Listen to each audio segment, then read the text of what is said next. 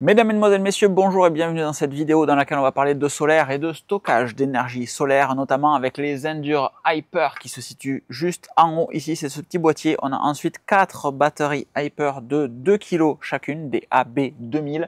Je vais vous présenter ceci, ce système tout seul ici, les batteries qu'il y a dessous et les panneaux solaires qu'il y a derrière moi. Il y a différents types de panneaux solaires. On va voir comment on interface tout ça. On va voir comment tout ça nous permet surtout de ne rien renvoyer dans le réseau, de stocker toute l'énergie qu'on va produire chez soi pour la réutiliser un petit peu plus tard, comme par exemple quand il n'y a plus de soleil. La particularité de cette vidéo, c'est que c'est très franchement le bordel au moment où je la fais. Comme vous le voyez ici, il y a certes du lait Whiskas, mais aussi et surtout un bébé chat qui s'enfuit et des panneaux solaires ici. On a également une installation totalement à l'arrache ici d'un module Shelly. Même si ça fait un petit peu peur, je vous garantis que c'est safe. Mais le vrai truc important, c'est que tout ce que je vais vous présenter dans cette vidéo, vous allez pouvoir le gagner. Et ça, c'est grâce à Meter France qui ne sponsorise pas cette vidéo, mais qui me fournit tout le matériel que je vous présente aujourd'hui pour que vous puissiez voir comment ça fonctionne et pour vous donner envie, on va pas se mentir, de participer au concours dont vous avez le lien dans la description à l'occasion du Black Friday 2024. Donc évidemment, si vous arrivez mi-décembre 2024 et toutes les dates qu'il y a après,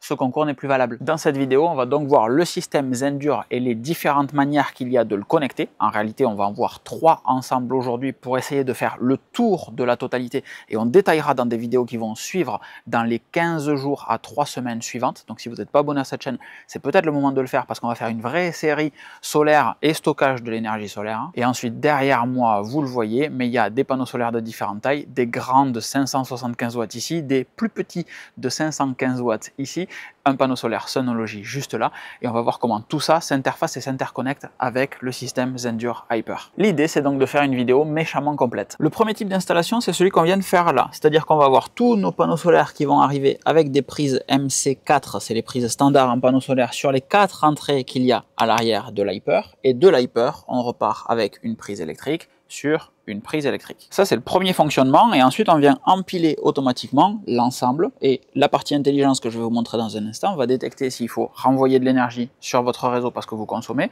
ou renvoyer de l'énergie vers les batteries, parce qu'en fait, vous ne consommez pas tant que ça. Le premier élément qu'on voit aujourd'hui, c'est ce module Shelly, ce petit truc-là, qui va être connecté sur une phase du neutre, repiqué sur en bas là, hop, un disjoncteur pour l'alimentation, et une pince ampère-métrique qui va venir en sortie du Linky, le câble noir, vous le voyez là, pour savoir, en sortie de l'arrivée électrique en réalité, pour savoir combien est-ce que je demande d'électricité au réseau. Ce Shelly, c'est un module qui est compatible avec du triphasé. Vous voyez qu'en bas, j'utilise une pince ampère-métrique, mais je peux en mettre 3 autres pour mesurer du triphasé sans surprise.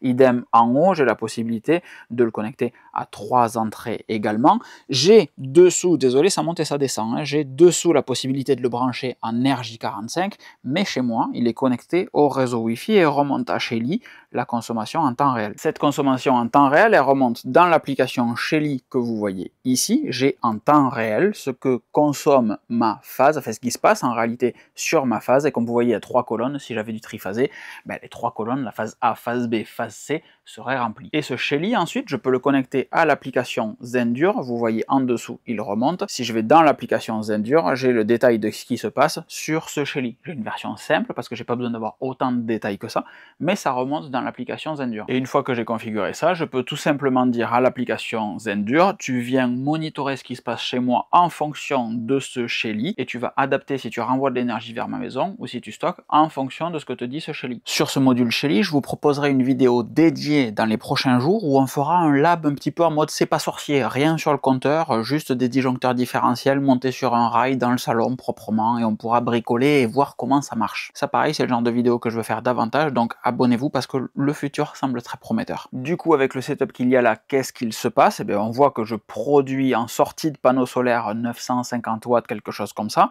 Ça passe par la Zendure Hyper qui renvoie 350 watts vers ma maison et qui renvoie 560-570 watts vers les batteries, et on voit que j'ai les 4 batteries qui sont en train de se charger à 24-23% en moyenne. Bon, ça c'est ce qui se passe quand on a une installation un petit peu à l'arrache comme celle qu'il y a derrière moi. On va aller un petit peu plus loin dans la méthode à l'arrache et venir connecter 2 Zendure Hyper sur la même prise pour qu'elles se considèrent en tant que cluster et qu'elles travaillent ensemble. Normalement, ça marche à l'échelle d'une phase au niveau de la maison, mais Chez moi, ça ne marche pas. Le produit est encore un petit peu jeune, il faut des mises à jour. Donc on va brancher ces deux Endure Hyper sur la même prise et on va mettre à chaque fois 2 batteries par Hyper et surtout plusieurs panneaux par Zendure Hyper. Le résultat attendu, c'est donc que les deux travaillent ensemble, les deux concerts, pour mutualiser tous les panneaux qu'on va brancher dessus, donc au-delà de 4, en dessous de 8, afin que la maison soit évidemment autonome, mais qu'on stocke le plus vite possible le maximum d'énergie. Donc là, on a 2 batteries ainsi que la Zendure Hyper qui sont raccordées là avec l'ancien setup des différents panneaux.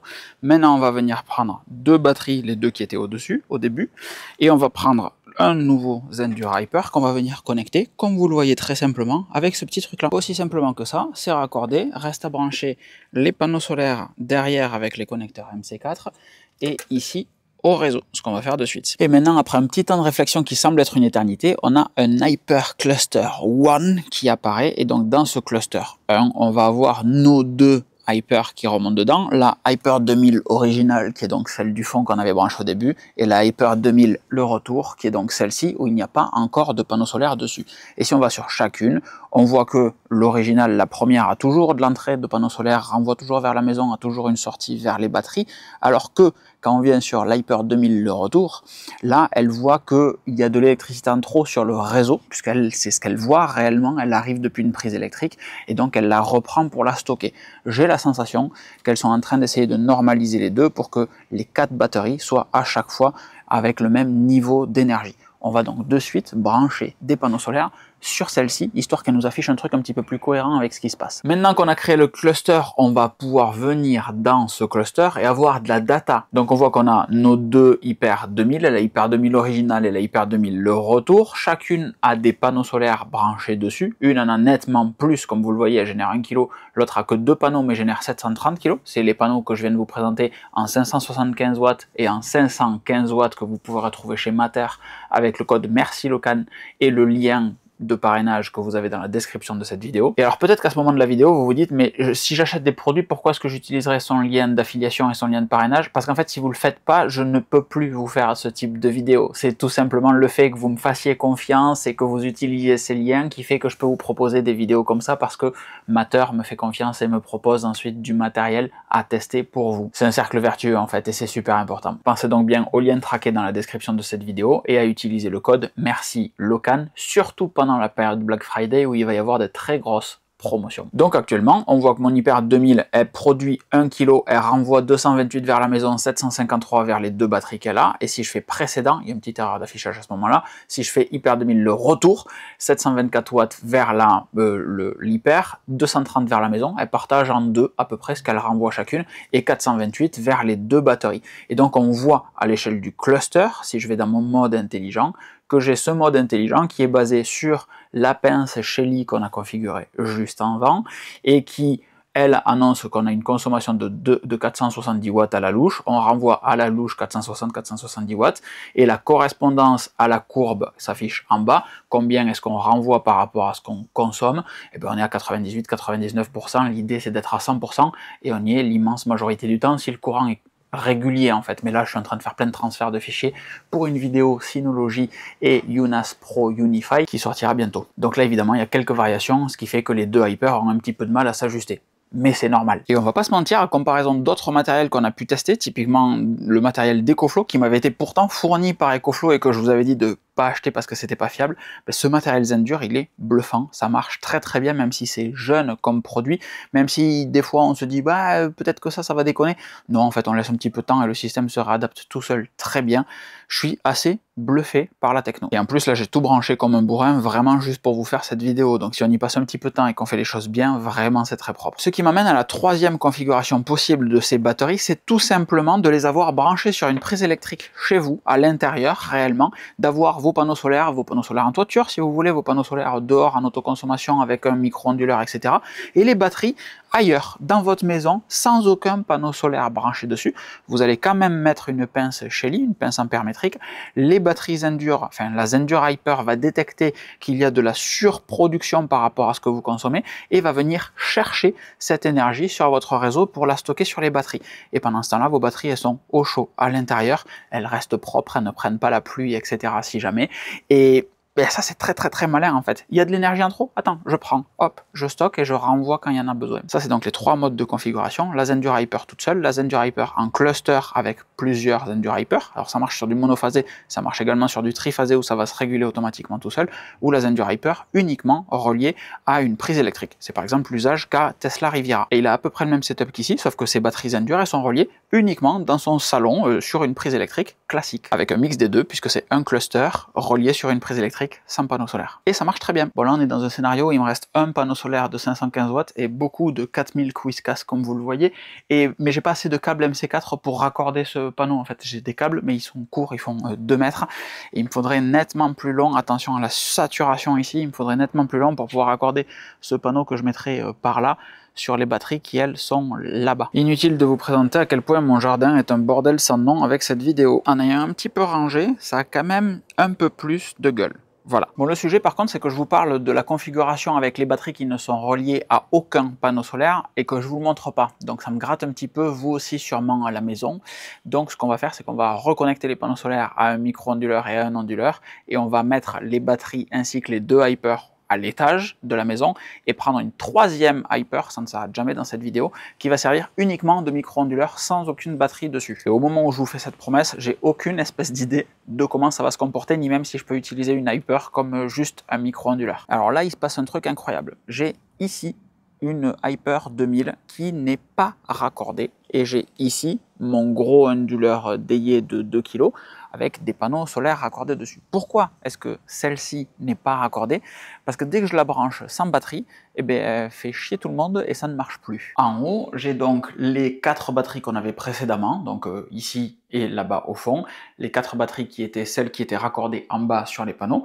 Et en fait, dès que je raccorde la 3e en l'occurrence, Hyper sur le réseau, eh bien, il n'y a plus de correspondance, il ne se passe plus rien, elles sont en mode totalement passif. Mais si je les force, si je leur dis, ben, en fait, recharger sur la prise électrique à 1200 watts par exemple, là, ça marche sans aucun problème, c'est juste que la connexion avec le Shelly semble ne plus se faire pour une raison que j'ignore. Et vraiment, je comprends pas pourquoi. Petit bug chelou, parce qu'encore une fois, ça marche de manière nominale l'immense majorité du temps, ça marche parfaitement chez, comme je vous disais, Tesla Riviera, c'est le principe qu'il utilise chez lui, mais ici, chez moi, je viens d'entendre un clic, donc je regarde ce qui se passe, voilà, bam, et là, on est en train de se remettre à jour, donc apparemment, voilà, clac, les 2 micro-onduleurs ont déclenché, je vous le mets juste ici, sans reflet, j'essaye, et on voit qu'on a eu une correspondance en bas qui augmente, donc elles détectent bien qu'il y a de l'excédent sur le réseau, et elles vont enregistrer, emmagasiner, stocker cet excédent. Ça varie quand même nettement plus que quand elles sont raccordées directement au panneau solaire, évidemment. Donc c'est le setup qu'on va garder, même si c'est très sexy de les avoir dedans, très clairement, on va les tout brancher dehors, et là, ça bouge pas, c'est très fiable. Là, la question qui reste à se poser, c'est à quel point est-ce que c'est réactif? Et je suis particulièrement très content de pouvoir utiliser un 105 mm pour faire un plan dans ma cuisine. On va donc se faire un petit café, très simplement, parce qu'il y en a besoin avec des vidéos comme ça. Ça tourne. Je m'éloigne un petit peu, t'attends, tout en restant sur le côté, et on voit que la sortie est augmentée, voilà, à 1 kg. Donc on voit que les deux, on fait sortir les 2 batteries, les 2 Hyper 2000, on fait sortir 1 kg de puissance, parce que il fallait envoyer de l'énergie. Donc là, on va voir, en termes de réactivité, vous voyez, boum, à chaque fois que ça repart, on a entre 2 et 4 secondes, peut-être 3 à 4 secondes. Là, on fait sortir 1 kg de chaque côté, 800, 900, 1 kg 2, au total 2 kW de puissance pour compenser la machine à café. Et je viens de regarder sur mon EcoJoco qui est juste en dessous ici, et c'était trop, on a eu un excédent qu'on renvoyait dans le réseau de 200 à 300 watts. Donc en termes de réactivité, ça marche très bien là aussi. Voilà pour ce test du système Zendure Hyper avec les batteries associées dessus. Évidemment, un très gros merci à Meter France d'avoir fourni le matériel pour pouvoir vous proposer cette vidéo et celles qui vont suivre, puisque comme je vous le disais en cours de vidéo, on va faire différents sujets sur le mode cluster des différentes batteries, sur la connexion d'un Shelly sur un tableau électrique, histoire de voir comment on peut remonter en temps réel sa consommation, et pas mal d'autres petits sujets qui semblent intéressants. Comme toujours, si vous trouvez des des sujets intéressants non évoqués ici, s'il y a des points qui doivent être abordés ou approfondis, n'hésitez pas à les mettre dans les commentaires. C'est pas une feinte pour avoir des commentaires sur la chaîne YouTube, je lis tous les messages que vous postez, je réponds à tous les messages que vous postez, et 9 fois sur 10, quand vous proposez quelque chose, je fais une vidéo dédiée derrière. Donc réellement, cette chaîne, elle est collaborative, vous demandez et je réalise. C'est aussi pour ça que j'ai un petit peu de latitude pour vous rappeler l'existence d'un Patreon où vous avez du contenu premium qui permet de financer plein de vidéos quand il n'y a pas de sponsor comme aujourd'hui pour Meter France. Parmi les prochaines vidéos qui n'ont rien à voir avec du solaire, on va par exemple transférer toutes les données d'un Synology à un UNAS Unify pour ensuite les renvoyer en ayant configuré des storage pools ainsi que des volumes et des dossiers partagés sur le Synology. Ça typiquement, rien qu'en disque dur, c'est une vidéo qui coûte 5000 balles. Venez faire un saut sur lecan.fr, abonnez-vous à la mailing list pour recevoir les nouveaux articles via lecan.fr/mailing et le concours Black Friday de Meter France arrive et va faire très mal. Je vous fais des grosses bises, j'espère que ce contenu vous aura plu et je vous dis à très vite. Ciao ciao.